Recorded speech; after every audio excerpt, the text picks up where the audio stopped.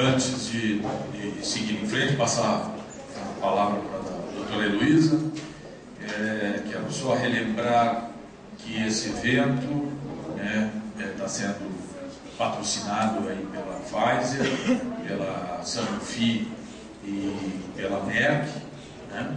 E que é um evento bastante importante para nós, e que ao final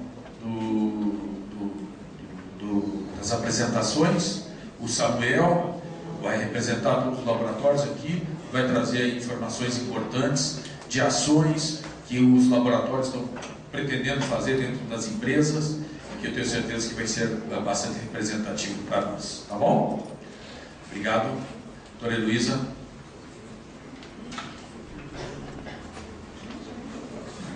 Estamos dando continuidade. Eu convido a doutora Fernanda, que vai falar sobre HPV, né? A doutora Fernanda é infectologista. Fernanda Scarpinello.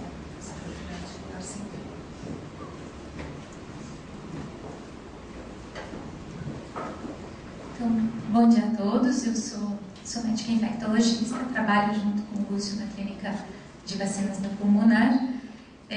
Várias coisas que ele falou parece que me cutuca como infectologista, né? Quando a gente fala que a experiência pessoal, eu não tenho filhos meus, mas dizem que eu sou uma boa mãe dos filhos dos outros. Às vezes eu vou nas reuniões de escola de sobrinho, afilhado, então vacina de gripe é a minha bronca. Uma das coisas que eu falei em reuniões de pais foi isso: se a escola está vacinando todos os professores e cuidadoras de creche, porque essa questão de alguém saudável portar um micro-organismo que pode ser fatal para alguém do convívio é super importante. E a minha parte, então, hoje ficou principalmente para HPV. A gente vai falar, então, de uma doença sexualmente transmissível. Especialmente dado econômico, o Brasil é muito pobre. Eu trouxe alguns dados americanos que os Estados Unidos, sim, parecem estudar direitinho quanto custa, qual é o impacto econômico de cada doença. Então, só para a gente ver dados do CDC de 2013, anualmente a gente tem cerca de 20 milhões de novas infecções sexualmente transmissíveis. Então, a gente está falando de um país desenvolvido, de um país de alta escolaridade, mesmo assim é um índice de incidência bastante alto, com um total acumulado, né, que a gente chama de prevalência de 110 milhões de pessoas acometidas por DST, com custo médico total de 16 bilhões. As cifras são muito, muito grandes. Então, aqui está o número estimado de novas doenças infecções sexualmente transmissíveis. Aqui está o HIV que todo mundo fala, né? Mais de 40 mil novos casos por ano nos Estados Unidos. E o que assusta bastante é esse número aqui, né? HPV, 14 milhões de infecções novas por ano nos Estados Unidos. As duas cores na coluna são de idades. Então, aqui uma parcela bastante jovem da população, 15 a 24 anos, e aqui acima de 25 anos. Então, por ano, 14 mil novas infecções por HPV. Aqui é a tabela de prevalência, então os casos acumulados ao longo dos anos. Mais uma vez, o HIV que todo mundo fala, em torno de 100 mil pessoas infectadas pelo HIV. E aqui o número de HPV muito maior de número de infecções nos Estados Unidos. Lembrando os custos, né? Os custos muito altos dessas infecções. Então, o HPV, para a gente lembrar, é uma doença sexualmente transmissível mais comum do mundo. Num período de 12 meses, um homem sexualmente ativo tem um risco de adquirir um novo tipo de HPV em torno de 30% em um ano apenas. A gente sabe, né, que 80% da população sexualmente ativa já se infectou. A soropositividade, acho que é um detalhe bastante técnico, é um pouquinho maior nas mulheres do que nos homens, porque a gente pega o HIV e a maior parte da população elimina o HPV, graças a Deus, senão 80% das pessoas teriam doença. Parece que os homens são um pouquinho mais imunoefetivos na eliminação do vírus. Aqui é um outro gráfico para mostrar para vocês como tem HPV. São dois estudos, se eu não me engano, um em Nova York e um na Califórnia, ou vice-versa, que mostram meninas que entraram na universidade. Então, elas não tinham o início da atividade sexual, e no primeiro ano de universidade tiveram o primeiro parceiro, e elas ficaram com apenas um parceiro durante esse período de estudo. Em 3 anos, 46% das mulheres tiveram contato com HPV. Gente, são meninas com um único parceiro num período muito curtinho. e a mesma coisa nos dois estudos, perto de 50% de contato com HPV com um único parceiro no período curto de início de vida sexual, então jovens universitários. Um pouquinho sobre o vírus, que é a parte de infectologia que eu gosto bastante. Então, papiloma viridis é o nome da família, é um vírus de DNA, depois a gente vai falar um pouquinho mais, guardem que é um vírus de DNA, fita dupla. A gente tem 5 gêneros, 28 espécies, mas o mais importante, mais de 100 subtipos. Então, a gente tem uma infinidade de números de subtipos, mas 40 que principalmente infectam o trato genital humano. A gente vai falar dos que mais são importantes. Os HPV são classificados quanto ao potencial oncogênico deles, então a gente sabe que alguns causam mais cânceres, alguns causam mais verrugas vulgares, isso foi determinado por estudos epidemiológicos, então os HPVs de alto risco, baixo risco e provável alto risco. A gente sabe que 90% das verrugas genitais são associadas aos 6 e 11, 70% dos casos de câncer cervical 16 e 18, vou falar de alguns outros tipos de cânceres mais para frente. A gente já tem o estudo da epidemiologia do HPV no Brasil, então se a gente olhar em todas as regiões, a gente tem o HPV 16 bastante frequente, os outros variam um pouquinho, mas o 16 e o 18 são bastante frequentes em quase todas as regiões do nosso país.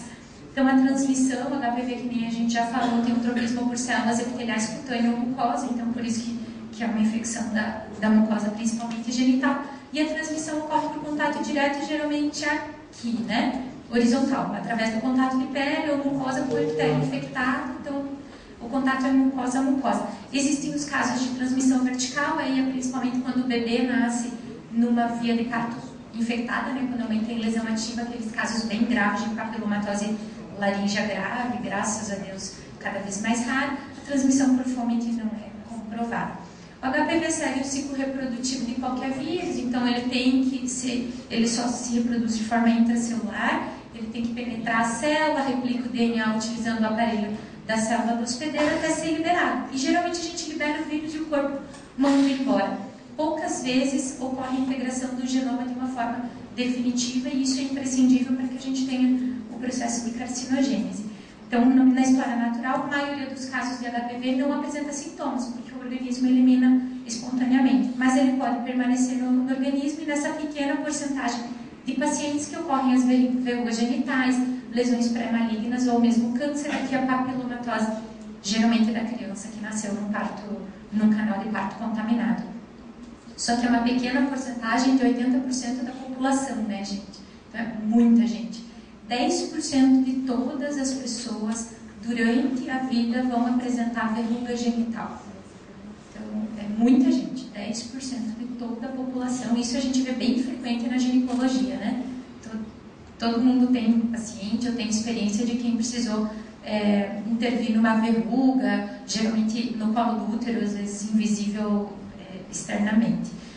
Mais uma forma de visualizar a história natural, então geralmente as pessoas podem ficar aqui entre o normal e o infectado com resolução da infecção. Uma pequena parcela da população vai evoluir para as lesões pré-cancerosas e depois câncer. Lembrar que isso aqui é o decorrer de vários anos, o câncer não é uma doença aguda nesses casos. Então, mais um slide para a gente reforçar que a maioria das infecções são transitórias, duram menos de um ano e o corpo elimina. Algumas pessoas ficam com a infecção persistente e vão evoluindo até chegar no câncer invasivo. Geralmente as alterações transitórias são aquelas alterações citológicas benignas que o corpo consegue fazer clearance sozinho. Algumas pessoas evoluem para o lado de cá com as lesões pré-invasoras e já invasoras. A gente acha que esse processo gira em torno de 10 anos. Então, na verdade, quando a gente fala de câncer, é o topo de uma pirâmide muito grande. Aqui embaixo estão todos os milhões de infectados no mundo, isso é uma estimativa de infecções por HPV no mundo, 300 milhões de pessoas infectadas. Por sorte, a maioria faz clearance dessa infecção, então poucas pessoas vão desenvolver as verrugas e dessas, algumas vão evoluir para a carcinogênese. Sobre o câncer, então, esse slide que eu tinha falado antes, mais de 99%, talvez virtualmente 100% dos cânceres de colo uterino são associados ao HPV. A gente encontra DNA do vírus em 100% dos cânceres de colo de útero. Lembrar que os cânceres de canal anal, vagina, pênis, vulva, orofaringe ali nas crianças, de cavidade oral aqui por transmissão por prática oral. É uma porcentagem bastante grande também do HPV na gênese desses tumores. Só para a gente saber como o HPV é causa necessária para gerar o câncer cervical. Então, hoje a gente encontra DNA do HPV virtualmente em 100% dos casos. Isso, inclusive, rendeu um Nobel para um médico alemão que chama Hausen. Desde a década de 60 ou 70 ele estuda isso e o Nobel de Medicina foi concedido a ele em 2008, quando ele definiu o HPV como causa necessária do câncer de colo de útero. Então, assim como hepatite B, a gente tem falado de causas infecciosas de tumores, que não é um tema tão recorrente. Bom, então a gente sabe que para ter câncer tem que ter a persistência do HPV. O HPV persiste. Por que ele persiste? Em quem que ele persiste? A gente sabe que alguns fatores dão maior chance para o HPV persistir naquela pessoa. Então, conforme a idade, conforme o grau de imunocompetência ou imunossupressão dessa pessoa, infecções por outros agentes, tabagismos e alguns fatores virais. Então, eu trouxe alguns quadros, desculpe, para mostrar quem tem fator de risco de que o HPV não seja eliminado espontaneamente. Então, mulheres que tiveram sexaca precoce, mulheres com múltiplos parceiros, mulheres multíparas, uso de anticoncepcional.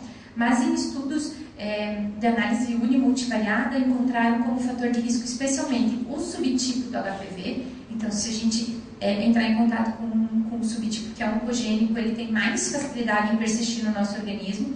A mulher que é co-infectada por outras DSTs e mulheres tabagistas têm mais tendência a que o HPV persista e evolua até o câncer. Então, mais um slide para lembrar os fatores de risco: início de atividade sexual, grande número de parceiros, multiparidade, uso de contraceptivo oral, tabagismo, mulheres imunossuprimidas e infecções múltiplas por HPV, por HIV, clamídia e herpes.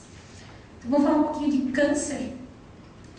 Dados do nosso Instituto Nacional do Câncer mostram que esses são dados mundiais, 530 mil novos casos ano de câncer de colo de útero. É o quarto tipo mais comum na mulher. Isso, se a gente excluir da tireoide, que a maioria é benigno, já pode virar terceiro no mundo. 265 mil óbitos por ano, é isso que o Lúcio fala, né? Quando nós com maior conflito de interesse é nisso, uma doença imunoprevenível matar tanta gente no mundo. Em 2012 foi a terceira causa de óbito por câncer em mulheres. Então a gente está perdendo por mama, pulmão e colo, né? Intestino, que são doenças de alta letalidade, e depois vem uma doença que é prevenível. Em 2014 a estimativa era de mais de 26 mil novos casos no Brasil. Isso são dados então brasileiros. Todo dia 51 novos casos com 21 mortes. É muita mulher acometida por câncer de colo de útero. A cada hora mais de 2 brasileiras são diagnosticadas com câncer de colo de útero. Então aqui estão os outros cânceres de mama, né? E aqui colo do útero. Acho que a nossa, principalmente quem trabalha com medicina do trabalho, aborda muito mais prevenção do que o médico que fica mais na assistência. Quando é que a gente pode prevenir? A gente sabe que a gente tem uma prevenção secundária aqui, né? Quando as lesões estão ainda iniciais, a gente tem bastante tempo para intervir, por isso preventivo. Então aqui a gente tem que fazer a detecção precoce e o tratamento adequado das lesões para elas não evoluírem para o lado de cá. Mas o que eu acho mais importante é a prevenção primária, antes da mulher se infectar pelo HPV. Então, primeiro, claro, a educação sexual, e a segunda coisa, a vacina, que eu vou falar um pouquinho sobre ela. Alguns detalhes técnicos da vacina. Lembra que eu falei que o HPV era um DNA de dupla hélice? Os cientistas conseguiram sequenciar uma região do DNA, alguns genes que codificam a capa do vírus, né? O envelopinho do vírus que chama proteína L1. Por técnica de DNA recombinante, esse pedacinho do gene foi inserido numa levedura. Para os curiosos, é a mesma levedura das cervejarias, né? Saccharomyces cerevisiae, que é o que a gente faz cerveja. E esse pedacinho do vírus usou esse fungo, essa levedura, para produzir a capa do vírus. Então, é um vírus, a capa do vírus sem código genético, é um pedacinho do vírus, que a gente chama VLP, uma partícula vírus-like. Essa VLP induz a formação de títulos em títulos muito altos. Então, aqui é a figurinha que eu costumo mostrar para paciente que questiona muito, né? A gente pegou o vírus inteiro, descobriu que esse pedacinho do gene pode ser implantado numa levedura e a levedura vai produzir essa capa viral, esse capsídeo viral vazio. E esse capsídeo viral que a gente injeta na gente para a gente produzir anticorpo. Quando eles perguntam se a vacina pode produzir doença, eu costumo dizer que é a mesma coisa que plantar uma mamão sem semente. O terreno pode ser bom, eu posso ser um hospedeiro bom, mas não está vindo um vírus inteiro. Então, nunca HPV vai fazer doença por HPV. Aqui, então, uma ilustração um pouquinho mais técnica do sequenciamento do gene L1 implantado na levedura. A levedura, pela célula da levedura, né, o gene se utiliza disso para fazer a síntese proteica das capas dos vírus vazias de material genético. Esse é o estudo de registro, o segundo estudo de registro da vacina, então já tem uma duração bastante grande e de bastante segurança, então foram aproximadamente 4.800 mulheres de 13 a 26 anos e eles foram avaliando a imunogenicidade. Os resultados, então, que após 8 anos e meio de segmento não foram detectadas doenças relacionadas ao HPV nas mulheres vacinadas, que após 8 anos e meio a vacina continua se mostrando seguro, mesmo que os títulos de anticorpos caiam. Isso a gente sabe, que a gente fica com o anticorpo na memória. A próxima vez que a gente for exposto ao agente, a memória puxa esse anticorpo. Então, possivelmente a proteção é por causa disso, né, desses anticorpos armazenados na memória. A eficácia clínica a longo prazo é o melhor parâmetro para aferir a eficácia da vacina. Aqui no Brasil, então, a vacina já está aprovada até 45 anos de idade, inclusive em homens, a tetravalente é a única vacina liberada para uso em homens, eu já vou abordar um pouquinho mais. Só para falar já um pouquinho sobre de segurança, a vacina, os estudos primeiros da vacina foram na Austrália, só que já 50 países utilizam como estratégia de saúde pública. A Ásia, a Índia, a gente está atrás desses países que já utilizam como estratégia de saúde pública. No sistema privado, a gente tem 130 e poucos países, 140 países que já aprovaram a vacina, e em 76 deles, inclusive com indicação no sexo masculino. No mundo todo, já foram mais de 170 milhões de doses, né? Não de pacientes, aqui é de doses, e nunca teve registro de efeitos colaterais de grande monta. Nos Estados Unidos, então, já tem estudos de eficácia com redução dos casos de HPV em 50%. Então, isso inclui verruga, todas as doenças relacionadas ao HPV, e na Austrália de até 90%, que é onde a gente usa a vacina há bastante tempo. 2 tópicos que eu trouxe, todo mundo sabe que tem que vacinar, hoje inclusive já é calendário público, né? As meninas mais jovens vão ser vacinadas porque o objetivo é vacinar elas antes do início da atividade sexual para pegar elas sem contato com o HPV. Mas a gente sabe que mulheres sexualmente ativas também devem tomar vacina, e isso é a recomendação do CDC, porque a gente sabe que elas podem ter contato com novos subtipos do HPV.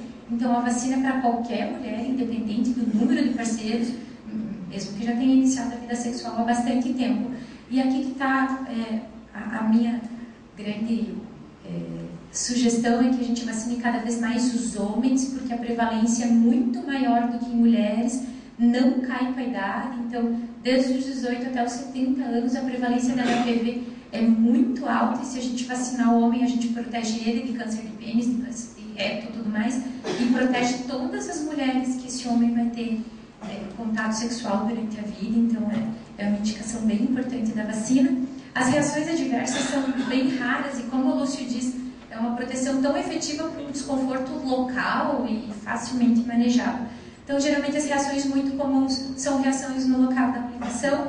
As reações mais raras são alérgicas, aquelas do tipo anafilática. A gente teve alguns relatos no Brasil, interior de São Paulo, Bertioga, de 2 meninas que ficaram paralíticas, a outra ficou cega. Então, isso foi acompanhado, inclusive, pela indústria e pelo controle de eventos pós-vacinais que a gente tem do Ministério da Saúde. Isso foi excluído, tá? Não foi causa vacinal, o pessoal chamava de histeria coletiva, mas acho que tinha algum componente de síndrome de Munchausen, alguém teve um benefício com isso, então a investigação foi feita à exaustão, não foi componente vacinal, tanto que a vacina já está muito bem documentada. Esse é um estudo publicado em 2007 ainda, que a vacina é eficaz para prevenção de doenças anogenitais, com segurança. Esse é o estudo de mulheres. A gente já tem um estudo de eficácia só em homens, que foi publicado em 2011. Então, a vacina quadrivalente é muito eficaz em homens também. Então, a gente começa a falar de prevenção primária com a vacina, educação sexual, lembrar que toda mulher que faz a vacina tem que continuar fazendo preventivo. A gente falou que a HPV tem 40 subtipos que infectam o epitélio genital. Então, a vacina é quadrivalente para os 4 subtipos mais frequentes, mas ainda assim a gente tem outros, então a gente sempre tem que fazer o preventivo na busca de lesões de outros subtipos. Então, para lembrar que a vacinação contra o HPV em adolescentes já é uma medida de saúde pública no Brasil, então meninas de 9 a 11 anos, e que no sistema privado a gente já tem a vacina licenciada para mulheres até 45 anos e homens até 26. Aqui eu queria deixar por curiosidade, é o site do CDC, que ele faz um quiz sobre quais vacinas você precisa. Então você abre o link lá no site do CDC, isso é só para adultos maiores de 11 anos, para pessoas maiores de 11 anos, e você vai respondendo assim, eu sou homem ou mulher, eu tenho CD4 bom ou ruim, determinadas profissões, se eu sou militar, profissional da saúde, outras coisas, e ele abre a tabela de vacinas que você deveria tomar. Porque a gente, quando pediatra, estuda mais vacina que médico de adulto, né? A gente fica um pouquinho desatualizada normalmente. Então aqui tem todas as vacinas, HPV aparece colocando o meu perfil, só que mentindo a idade, porque nessa tabela aqui eles colocam até 26 anos apenas. Então deixo a sugestão para vocês entrarem lá e colocarem as características de vocês para ver quem está adequadamente vacinado daqui. Eu queria agradecer, queria ver se a gente tem 5 minutinhos para falar de Zoster, que é uma outra vacina que eu acho que a gente pode abordar. Então, Zoster, acho que todo mundo conhece, né? A varicela zoster vírus, que na infecção primária evolui como varicela, né? A infecção primária de varicela, e quando reativa como Zoster. Então, a gente sabe que a gente reativa a Zoster porque o vírus da varicela fica latente no gânglio da raiz dorsal da nossa espinha e por algum motivo a gente reativa. Quais são esses motivos? Geralmente relacionados à imunossenescência. Então a gente deteriora, infelizmente, o nosso sistema imune a partir de 50 anos, porque a gente tem menor capacidade de responder aos antígenos presentes no nosso corpo, os nossos anticorpos não têm memória suficiente. Então quem tem risco de Zoster é todo mundo que já teve varicela. O estudo no nosso país mostrava que a prevalência de anticorpos anti-varicela é de 95%. Então, praticamente todo brasileiro tem risco de varicela, especialmente a gente que é de uma idade um pouquinho mais para lá, que as crianças ainda estão vacinadas, mas todo mundo teve contato. Então, Zoster é imprevisível, o maior risco é após os 50 anos, só que a gente tem uma estimativa de que 1 em cada 3 pessoas na vida vai reativar Zoster. E que depois dos 85 anos, essa chance é de 50%. Quem trabalha em hospital geral sabe que as nossas enfermarias de clínica médica, 85 anos é uma idade super frequente. Hoje em dia a gente está tendo pacientes não raros, acima de 90, 95 anos. Então aqui é um slide do CDC. De acordo com o CDC, aproximadamente 1 em 3 pessoas desenvolverão herpes durante a vida e que após os 85 anos, 50% das pessoas terão herpes zoster. A gente sabe que Zoster não é só o cobreiro, que todo mundo conhece, né? Pode evoluir com complicações graves, especialmente a neuralgia, que fica a dor depois da lesão já ter ido embora. Existem as formas disseminadas, incluindo meningoencefalite, Zoster oftálmico, que evolui com complicações de cegueira.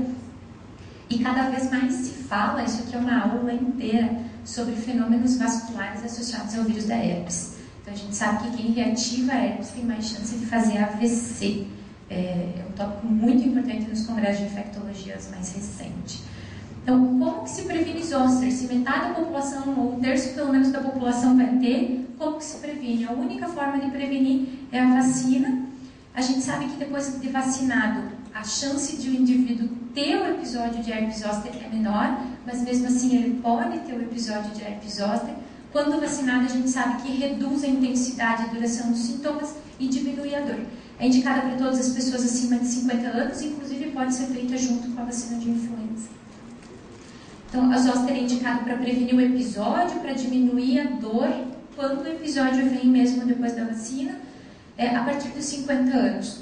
Existe diferença entre vacina de varicela e vacina de zoster. Vacina de varicela para quem nunca teve varicela, então a gente está falando de faixa pediátrica.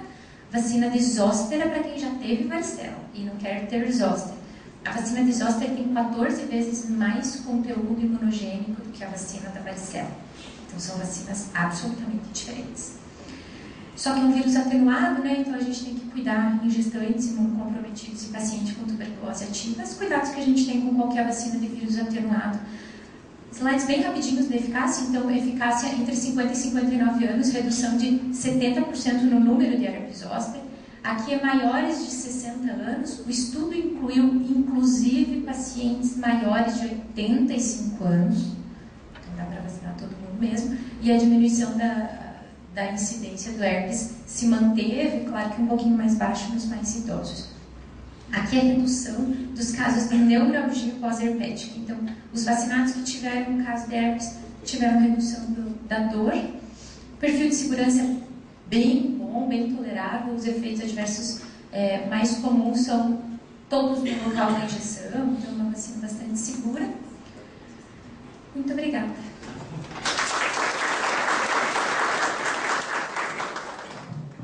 Obrigada, doutora Fernanda. Então, vamos convidar os dois colegas aqui, o Lúcio e a doutora Fernanda. E acho que a gente podia abrir com o microfone, né, para as pessoas, se você acha bom falar.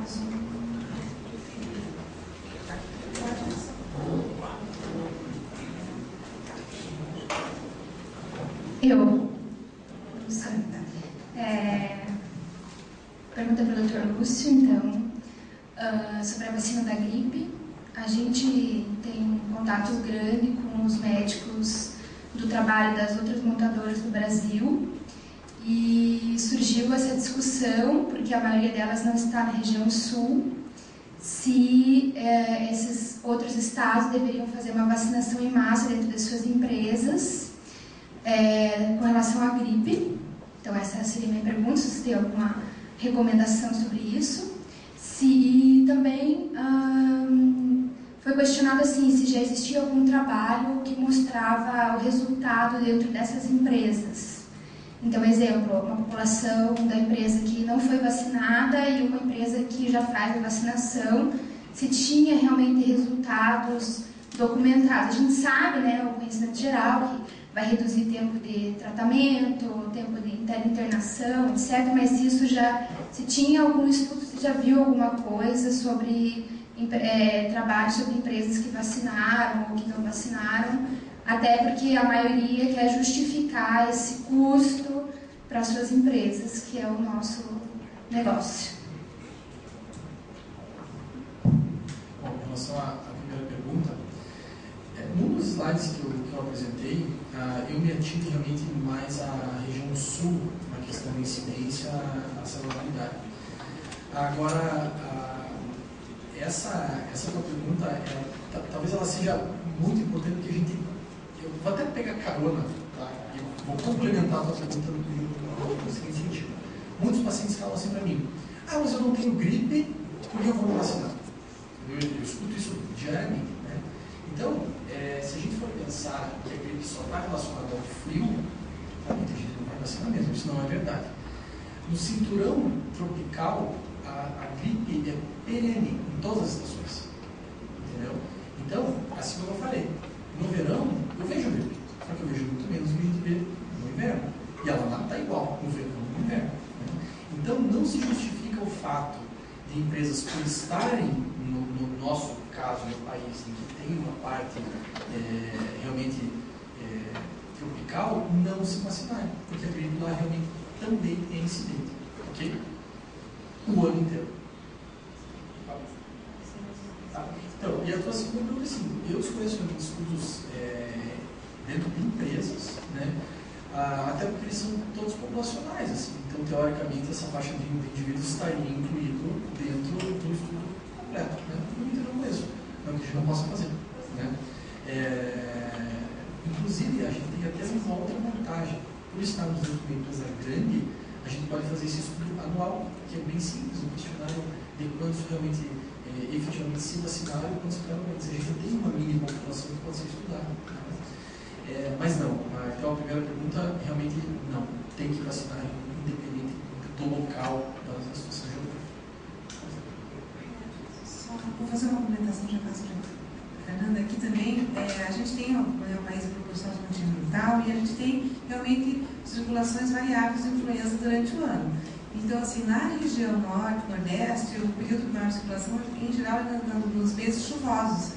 Então, a umidade parece que tem muito mais interferência, porque os trabalhos de distribuição de rabone de vírus respiratório, e a gente percebe que o que mais, quando a gente faz essa parte, a gente pega do CIMEPAR aqui, ó, a circulação e tudo que circulou mais influenza ainda na nossa cidade, em geral, ela está mais até relacionada com a umidade do que com a queda da temperatura. Então, a gente, realmente, mesmo para outras regiões, não sul, tem que ser feito também. Talvez o que pudesse mudar era que, para eles, o ideal seria fazer, digamos, em janeiro, fevereiro, só que pela questão de produção que é mais complicado. Deixa eu ver uma olhada agora, já que esteja no microfone.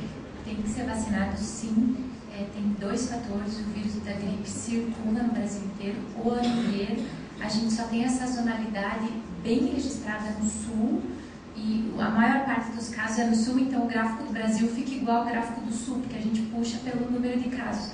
Mas norte, nordeste, centro-oeste tem casos no verão associados à umidade por causa do ciclo de replicação viral, e a gente viaja. Hoje em dia todo mundo viaja. Então todo mundo que trabalha no centro-oeste vem visitar parente no sul, vai para o nordeste, mas vai para o inverno do hemisfério norte.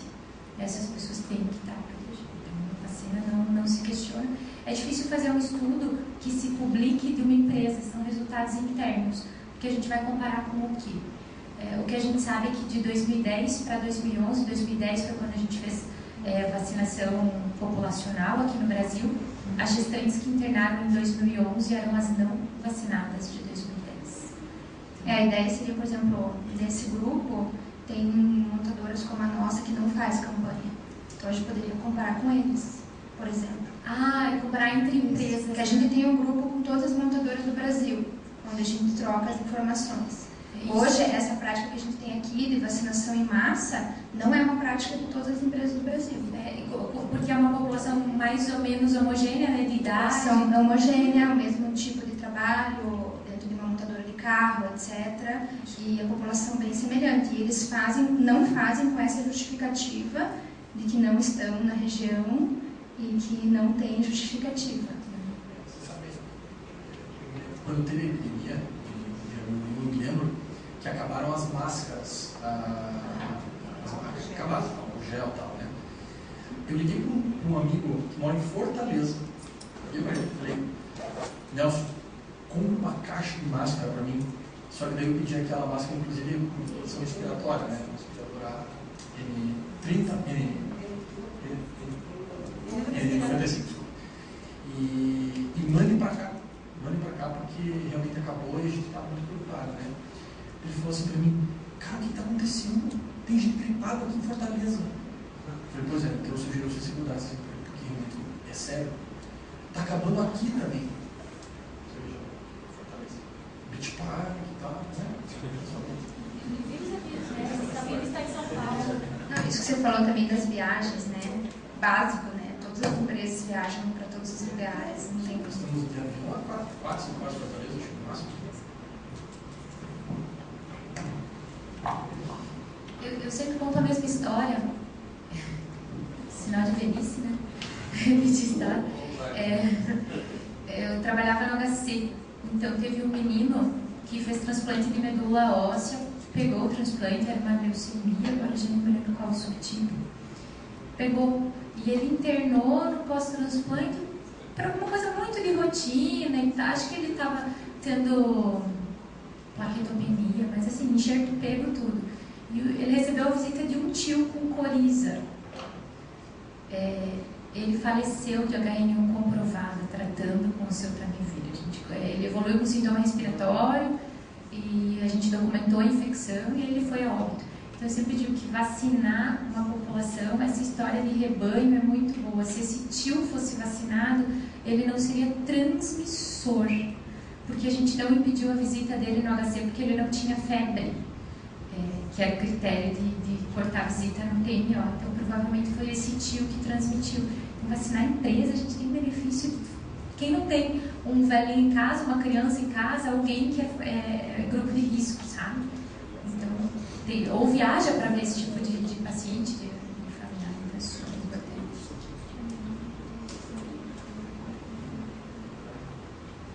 Eu tenho uma pergunta, doutora Fernanda. No slide você cita até 29 anos a vacinação para homens HPV, mas depois, pelo que eu entendi na fala, não tem idade. A vacina está licenciada no Brasil até para homens até 29 anos, é indicação de bula. Mas a prevalência de HPV em homens é alta mesmo depois dos 70 anos. Hoje a gente tem uma característica de gente com múltiplo, de homens com múltiplas exposições, múltiplas parceiras depois dos 35 anos, que antigamente era um pouquinho mais restrito. A vacina parece segura, mas ainda não tem indicação de bula para vacinar homens depois de 29 anos. E é só uma vacinação? Com 3 doses? Isso, sem reforço depois dessas 3 doses. O Brasil tem 2 métodos de vacinar HPV, né? 0, 2 e 6 meses, que é o que a gente recomenda nas clínicas. O Ministério da Saúde está usando um esquema um pouquinho mais ampliado, que vacina agora, a última dose vai ser depois de 5 anos. Isso existe, é documentado. Eu tenho um pouquinho de medo de perder segmento de paciente. Eu acho que vacina que a gente comprova que o esquema mais rápido funciona, a gente tem que aproveitar e terminar o esquema vacinal. Não precisa reforçar depois do esquema terminado. Não precisa reforço depois disso.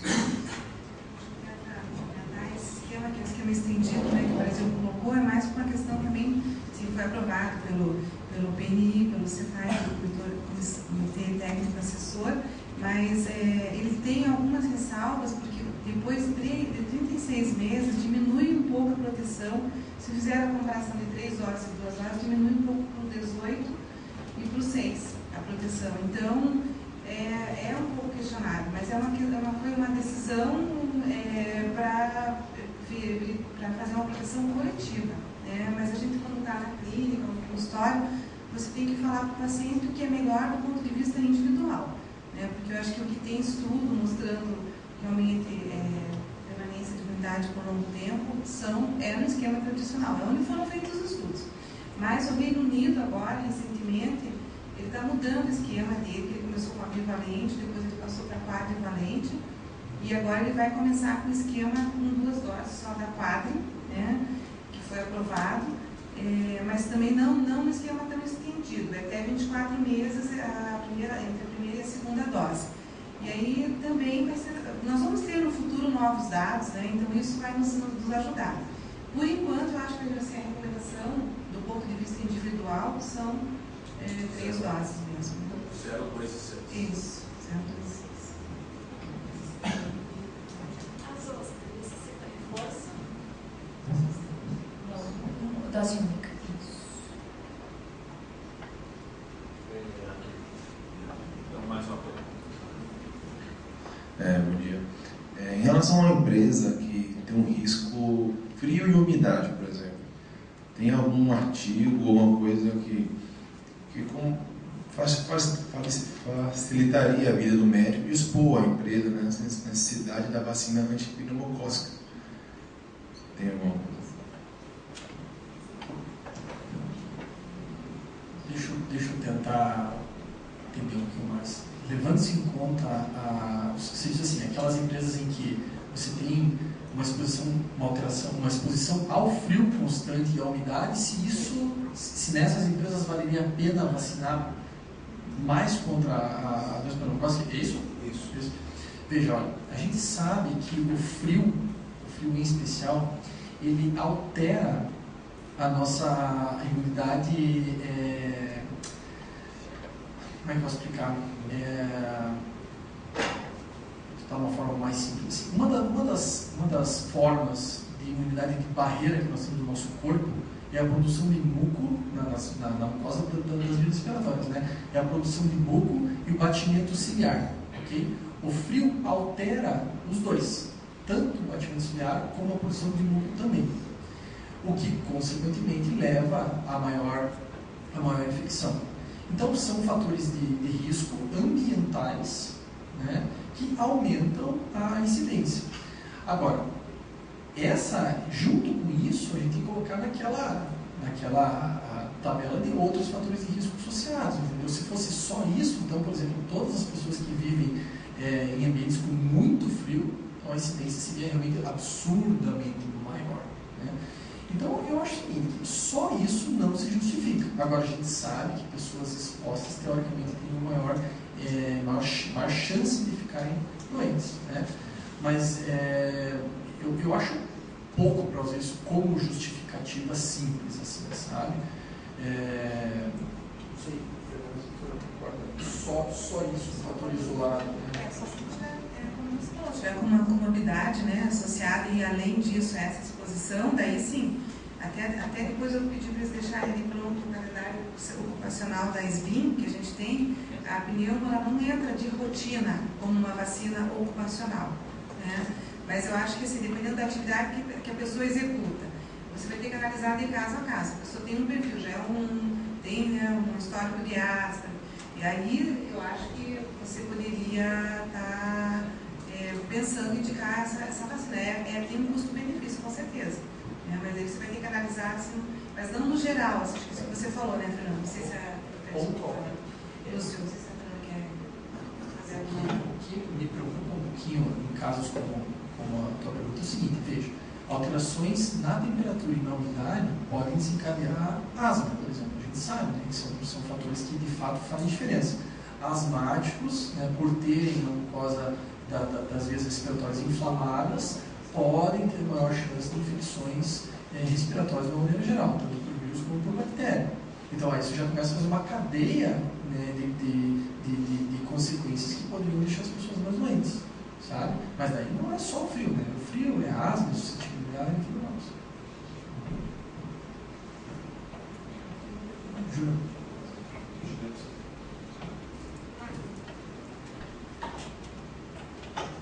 Fernanda, parabéns pela sua exposição, muito boa.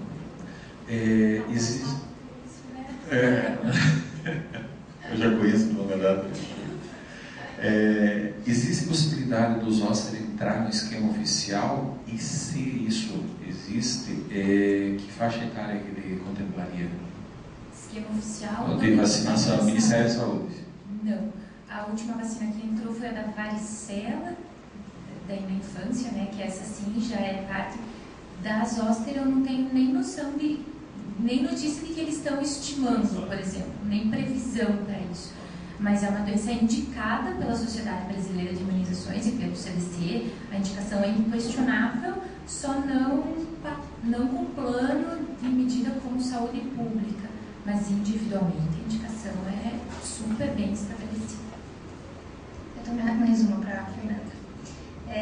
Essas crianças vacinadas com a varicela, vocês já têm assim, alguma ideia que, por exemplo, elas nunca vão ser vacinadas novamente, elas não vão ter risco realmente de zoster no futuro, porque não tiveram essa exposição? Como que foram essas crianças que não tiveram varicela? Porque na nossa época todo mundo tinha, né? A gente sabe o que vai acontecer no futuro. E agora essas crianças que não têm mais varicela, o que acontece com elas no futuro, né? Você já tem alguma ideia? Vou começar pela parte da adulta, a parte da pediatria eu vou passar para o lado, a doutora deve responder com mais gabarito do que eu. Eu achei que a pergunta fosse se no adulto eu tenho que pedir sorologia antes. Eu tenho que documentar que o adulto teve varicela para fazer vacina de zoster? Não. Adulto a gente vacina todos porque a gente pressupõe que todos têm anticorpos. A vacinação da criança, se a doutora quiser. Na verdade, essa pergunta ainda não está totalmente respondida, porque como a gente está numa nova geração agora, que está tomando vacina de varicela, que começou no passado, a gente sabe que já tem alguns estudos falando que esse nível de anticorpo também tende a cair, né? E eles podem ter também o zoster na vida adulta. Mas como não é infecção com vírus selvagem, né, naquela infecção natural, a gente não sabe, isso não tem nenhuma resposta. Mas a princípio, tempo de vacinação, de duração da imunidade depois do esquema normal, na verdade, na rede pública também, por uma dose, por uma questão de custo enfim, para conseguir alcançar toda a população do Brasil, né? É uma dose só, e na rede privada a gente continua fazendo 2 doses, né? Não é só que na rede privada, é que é o estudo que mostrou a eficácia, né? Do ponto de vista individual. Então, ainda não se tem uma completa opinião formada sobre isso, mas com certeza vai ser necessário fazer também. A tendência é essa. Aqui está mostrando, até aproveitando que nós vamos ter a nossa jornada esse ano, aqui em Curitiba, a Jornada Nacional vai ser do dia 30 de setembro a 3 de outubro. Né? Nesse site da SBIM, vocês vão poder também olhar os calendários vacinais, inclusive tem o calendário ocupacional, tem do homem, da mulher, da gestante, está bem categorizado ali, bem fácil acesso para tirar dúvidas e explicações, e esse evento vai ser bem interessante, a gente está ajudando a organizar, e aproveito também para convidá-los, né, para participar, aproveitando então o espaço. Obrigada. Mais uma pergunta? Eu vou passar a palavra então para o Samuel. Desculpa, doutora. Por último, o Lúcio me deixou uma pergunta na apresentação dele, então, sobre a tetravalente. Desculpa. Por que demoraram para incluir então a trivalente H1N1, H3N2 e uma linhagem B, que geralmente é a Yamagata? A tetravalente tem 2 linhagens B. No total de produção de anticorpos, esse acréscimo de uma linhagem aumenta a resposta imunológica em 10 a 20%. Então, é um acréscimo importante. Por que demorou um pouquinho? Porque o vírus B começou a circular a partir de 2010 e a gente tem que sequenciar esse vírus, saber a diferença das 2 linhagens, então isso demora um pouquinho. A gente sabe que o vírus B é mais frequente em jovens e um pouquinho mais tardio que o vírus A, que o influenza A. Então, a partir da 22ª semana epidemiológica ele começou a aparecer. Lembrar que todos esses vírus sequenciados no Brasil são sensíveis ao siltamivir, acho que é um dado importante. Então, desde 2010 a gente começou a aumentar a circulação de vírus B, a partir de 2012, especialmente com as 2 linhagens. Então, é uma questão de aparecimento. Para a gente que está na clínica, a gente quer tratar o paciente, né? Quando o paciente está doente, a gente quer tratar. Mas no Brasil existem 218 unidades sentinelas. Isso significa o quê? Quando o paciente interna com sintoma respiratório, a vigilância quer que colete pesquisa de vírus, porque é isso que vai determinar a prevalência de vírus no inverno, para a gente determinar a composição da vacina para o ano seguinte. Então, quem trabalha em hospital assistencial, coletem dados para vigilância. Se for hospital sentinela, isso é muito importante, porque a vacina, ano a ano, pode sofrer alterações. Bom, então acho que agora Samuel, né? Então, eu trabalho na Merck, o MSD, mas eu falo aqui também em nome dos colegas que estão presentes aqui da Pfizer e da Sanofi. Mas a primeira coisa que eu queria comentar, em primeiro lugar, quero agradecer aos palestrantes, né, ao Dr. Lúcio, a doutora Fernanda, também a doutora Luísa. Quero agradecer ao Dr. Zétula pela oportunidade que nos deu de estar aqui apoiando esse evento.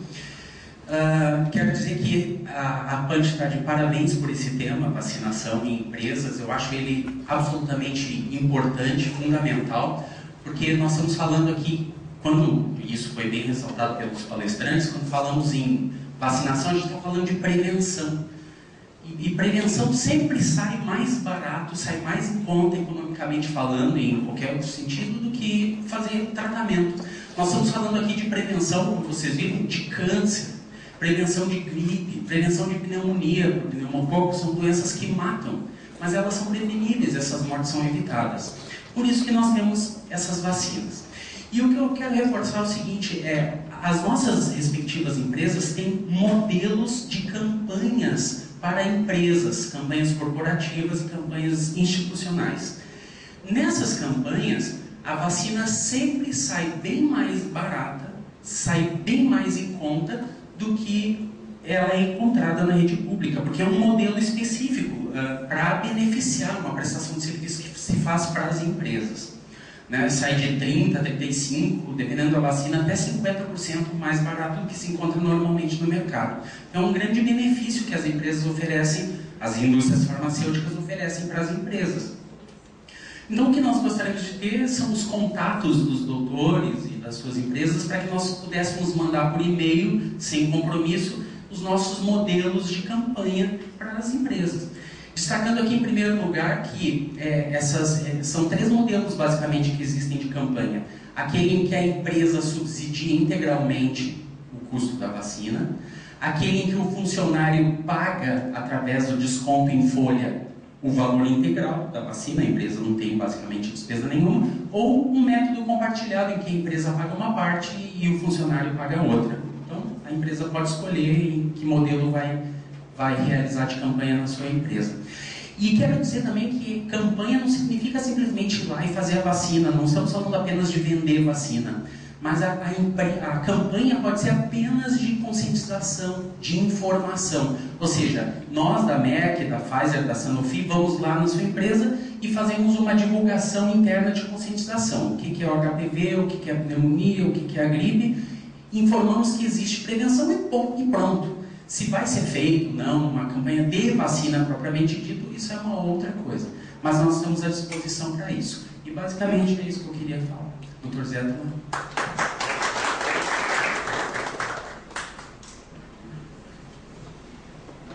Bem, eu vou falar. Luiz, eu vou tomar a palavra aqui, fazer o encerramento, né, com a mensagem da diretoria, né, agradecer a Heloísa pela coordenação da mesa,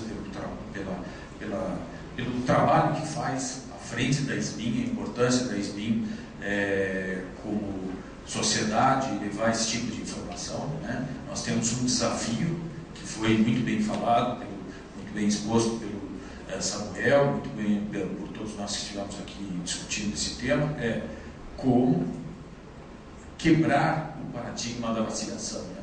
Que ainda existe, né, esse problema, essa cultura ainda, será que vou vacinar? Então, nós temos que quebrar esse paradigma, temos que evitar as doenças. É uma oportunidade enorme que temos nós, como representantes científicos da sociedade, nesse caso, né, na área de medicina do trabalho, na área de imunização, de todas as especialidades que estão envolvidas, né? Então, temos uma responsabilidade enorme e eu acho que a gente tem que seguir nesse caminho que estamos fazendo. Eu acho que hoje reforçou mais ainda, né? Principalmente para nós que estamos dentro das empresas que temos a oportunidade de fazer isso acontecer. Então, temos que fazer esse trabalho forte para que a vacinação seja realmente efetiva e aconteça, né?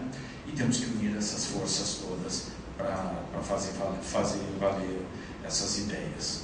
Então, saímos muito satisfeitos de toda essa discussão, né? Os certificados que estão aí para serem entregues, a doutora Luísa, o doutor Lúcio e a doutora Fernanda, muito obrigado, né? Farão parte do currículo.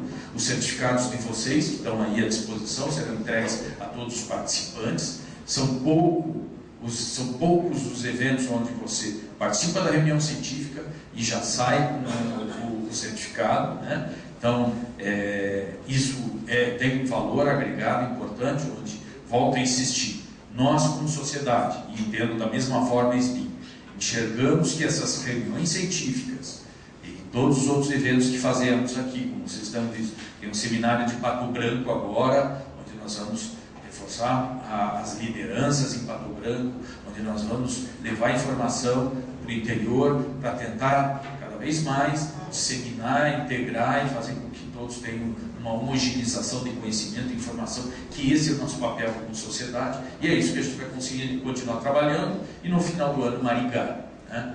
Além disso, continuamos tendo as reuniões científicas. E a próxima, a doutora Fernanda já nos trouxe uma ideia com relação à hepatite e vacinação. Eu acho que talvez seja uma oportunidade para a gente discutir, já olhando a NR 32, né? Onde tem a nossa responsabilidade sobre a saúde do trabalhador de saúde, né? Então nós vamos buscar nessa linha uma discussão na próxima reunião para continuar no caminho do desenvolvimento técnico-científico, que vai fazer com que tenhamos mais aprovados no título de especialista, que tenhamos mais qualificação dos nossos profissionais de medicina do trabalho, que é esse nosso propósito como sociedade, que é o desenvolvimento científico. né, entre outros.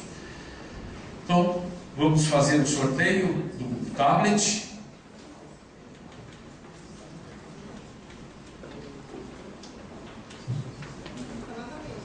Tá na mesa? Tá, olha, desculpa. Não, tá aqui. Vamos lá. Vou pedir,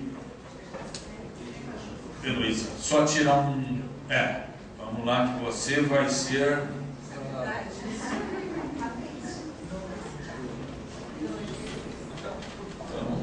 Vamos lá.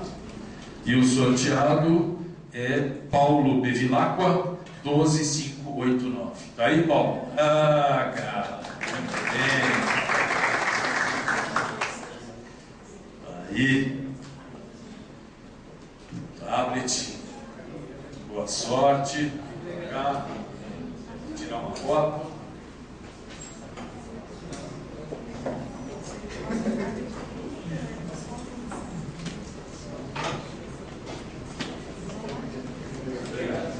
Obrigado, Paulo. Pessoal, damos por encerrado. Muito obrigado pela atenção. Obrigado a Merck, obrigado a Sanofi e obrigado a Pfizer pelo evento. Obrigado.